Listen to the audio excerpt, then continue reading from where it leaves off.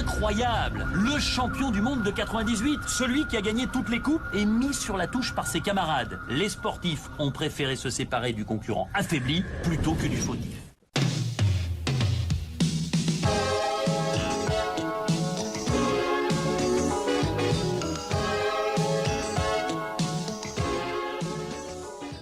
Koh-Lanta, c'est une émission que je kiffe, que j'aime bien. Je suis très peu télé-réalité. Bon, à part Philippe Etchebest, Cauchemar en cuisine. Voilà, ça franchement, je kiffe. Et puis bon, évidemment, comme beaucoup, j'ai regardé Pascal le grand frère. Voilà, j'avoue. Cette année, évidemment non, parce que je pense qu'on a chacun notre préféré. Mais moi, mon grand kiff, c'était le petit Sam.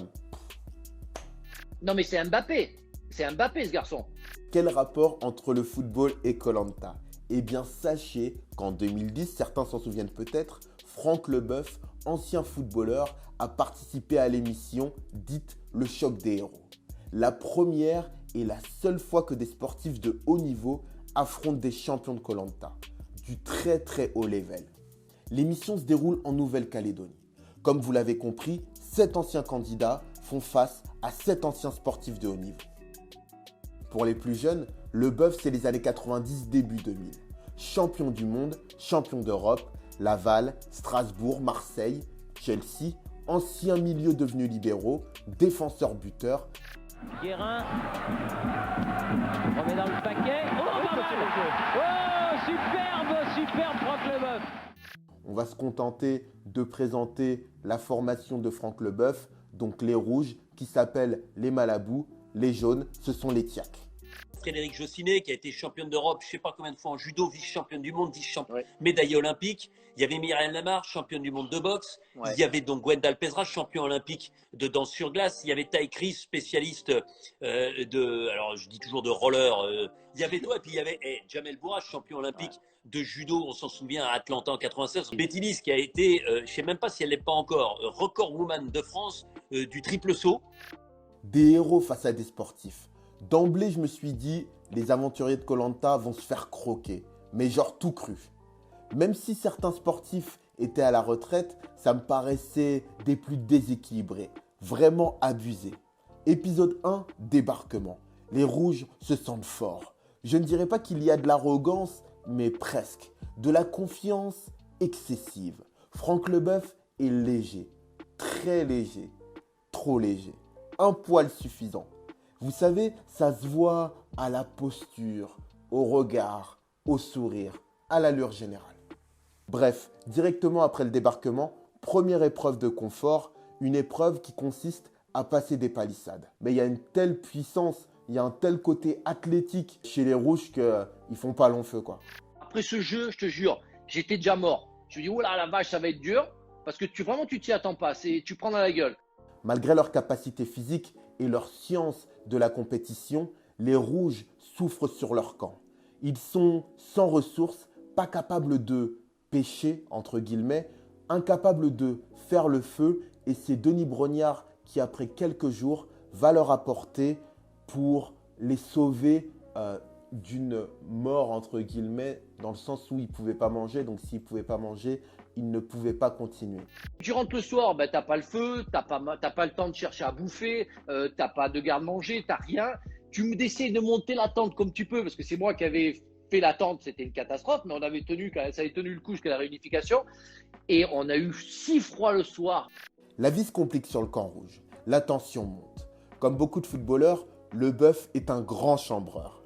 Le champion du monde est charismatique, blagueur, fier, grande gueule. Il n'hésite pas à dire ce qu'il pense. Il a faim et il le répète souvent. C'est le trublion du groupe. Mais vous le savez autant que moi si vous suivez Koh-Lanta, trop parler n'est pas forcément gage de sûreté. Je voulais déconner, quoi. Le matin, je me levais, j'ai dit, bon, allez, qui c'est qui va chercher le café, qui c'est qui va chercher les croissants, tu sais, pour essayer de mettre un peu de bonne humeur. Voilà, ça part vite en sucette quand même le truc. Première épreuve d'immunité. Il faut éviter des obstacles et faire preuve de rapidité. Les jaunes se déchirent, mais vraiment totalement, et à la surprise générale, ou en tout cas à la mienne, ils l'emportent, et vraiment avec beaucoup de panache. Les rouges et Franck Leboeuf tombent de haut.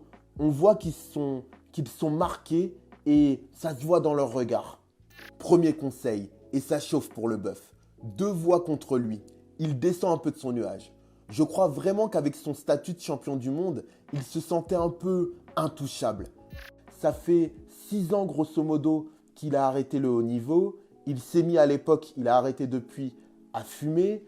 Il se concentre au théâtre qui est devenu sa passion. Je ne sais pas comment vous dire, mais il est plus trop dans le game. C'est un leader dans l'âme, mais ses capacités ne lui permettent pas de l'être sur le terrain. Et quand vous êtes dans une équipe comme ça, dans une équipe faite de sportifs de haut niveau, il faut prouver directement par ses performances.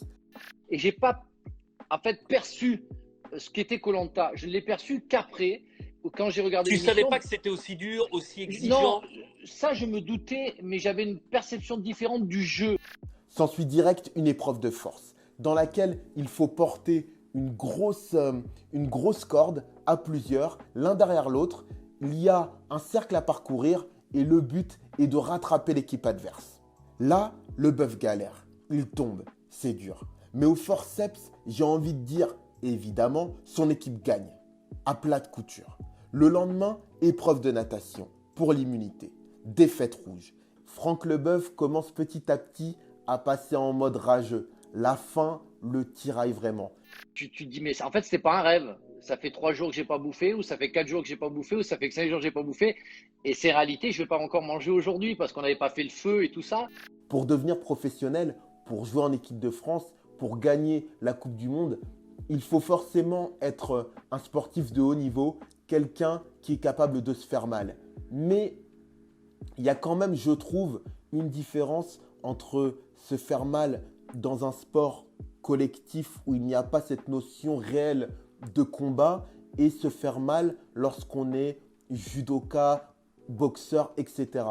Et en fait, je ne sais pas comment vous dire, mais c'est comme si il y avait vraiment une fracture. Enfin, peut-être que fracture, le mot est fort, mais il y a une grande distance en fait entre les judokas, la boxeuse et finalement Franck Leboeuf. Comme si koh, en fait, je ne dis pas du tout qu'un footballeur n'est pas capable de faire koh. Ça, c'est pas vrai. Mais il y a des épreuves qui sont tellement difficiles physiquement que je crois que c'est une notion de souffrance qui, je pense, se retrouve dans certains sports de combat ou sports extrêmes. La judoka de Frédéric Jossinet est à l'époque encore en pleine carrière. Et puis, ce sont des individualistes, les gens qui font des sports de combat. Même si, évidemment, il faut un partenaire, même si tu appartiens à un club. Comme je l'ai dit tout à l'heure, si tu n'apportes pas réellement un plus physique à l'équipe, on te sort.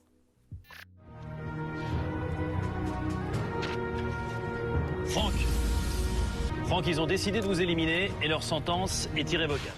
J'ai regretté d'être parti assez vite parce que j'avais des problèmes, j'avais mal au dos. Ouais. Mais j'aurais aimé refaire un koh pour pouvoir vraiment le vivre comme j'aurais dû le vivre. Mais enfin bon, maintenant. C'en est tout pour cette petite vidéo, les Dofs. Bon, c'était décalé, c'est totalement assumé. N'hésitez pas à me dire dans les commentaires si vous suivez koh. Si c'est le cas, quel est votre personnage? Non, j'ai même pas envie de dire personnage, même si bon, parfois, voilà. Quel est votre candidat préféré? Comme d'habitude, si vous avez kiffé la vidéo, n'hésitez pas à liker pour le référencement. Ça aide, ça donne de la force, ça donne du courage et franchement, ça fait plaisir. Si vous êtes nouveau, que vous n'êtes pas abonné, rejoignez la team. On s'amuse bien, c'est des bars. J'essaye de poster le plus régulièrement possible. On tourne, on va dire, à peu près à une vidéo par semaine, parfois plus. Et puis voilà, si vous voulez me rejoindre sur les réseaux sociaux, Dof de Foot pour Instagram, Dof de Foot pour Facebook, Flavbory pour Twitter. Je vous dis à bientôt les Dofs, portez-vous bien, prenez bien soin de vous. Ciao. Vous allez me lâcher les nains, puisque je vous dis que je suis Doraemon. Je vous ai jamais vu moi. Je crois qu'il a disjoncté. Dites-vous bien un truc les nains. Si j'avais vraiment été votre prof, je vous aurais sûrement appris ceci. Quand on se met soi-même dans le pétrin, on se démerde tout seul pour en sortir.